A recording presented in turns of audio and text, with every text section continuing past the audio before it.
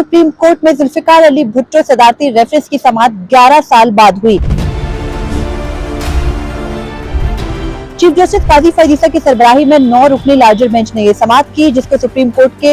Links के जरिए YouTube और सोशल मीडिया पर भी जो है वो देखा गया और इसके साथ ही साथ टीवी पर भी इसकी बराह रास्त नशरियात की गई। सुप्रीम कोर्ट में क्योंकि ये सदारती रेफरेंस पिछले 11 साल से पेंडिंग है, इससे पहले 2012 में साबिक चीफ जस्टिस इफ्तिखार मोहम्मद चौधरी के दौर में 6 समाअतें इस रेफरेंस के ऊपर हुई थी। रेफरेंस के सवालात से मुतालिक जस्टिस मंसूर अली शाह ने अहम जो है वो क्वेरीज की और उन्होंने ये कहा, जब सुप्रीम कोर्ट जुल्फिकार अली भुट्टो की सजाए मौत से मुतालिक एक फैसला दे चुकी है, उसकी नजरसानी अपील भी जो है वो खारिज हो चुकी है, तो फिर सुप्रीम कोर्ट का फैसला चाहे अच्छा हो या बुरा, उसको एक सदारती रेफरेंस के जरिए कैसे रिविजिट किया जा सकता है। जस्टिस मंसूर अली शाह ने कहा कि पाकिस्तान के आइन में दूसरी नजरसानी का कोई तस्वुर नहीं है, तो अदालत की मुआवनत की जाए कि किस तरह से अदालत अपनी राय इस मामले के ऊपर देगी जो कि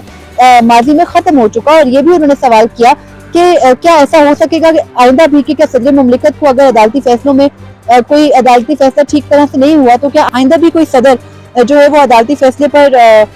इस तरह का सदारती रेफरेंस भेज सकेगा। इन सवालात के ऊपर क्योंकि ये केस के काबिल समाअत होने से मुतालिक है, तो अदालत ने नए अदालती मुआविन मुकर्रर किए हैं। इससे पहले 2012 में 10 अदालती मुआविन मुकर्रर किए गए थे, जिनमें के सीनियर वकला थे, उनमें से बेशतर का इंतकाल हो चुका है, जिसमें आसमा जहांगीर शामिल थी, लतीफ आफरीदी शामिल थे, एसएम जफर समेत दीगर वकला थे, जिनमें से 5 या 6 वकला का इंतकाल हो चुका है। जो दीगर वकला है उनमें एतजाज एहसन ने आज इस केस में मुआवनत से इनकार किया और फिर अदालत ने जो बाकी 2 मुआविन हैं मखदूम अली खान और अहमद अली खुर्द, उनसे भी मुआवनत तलब की है। उसके साथ नए मुआविन भी जो है वो मुकर्रर किए गए हैं। पाकिस्तान बार काउंसिल और सुप्रीम कोर्ट बार समेत बार काउंसिल्स को भी नोटिस जारी किया गया है और अदालत ने इस केस की समाअत को जनवरी के दूसरे हफ्ते तक मुलतवी किया है और ये कहा है कि जब इस रेफरेंस के काबिल समाअत होने का फैसला हो जाएगा तो अदालत फिर दीगर मामलात के ऊपर भी मुआवनत करके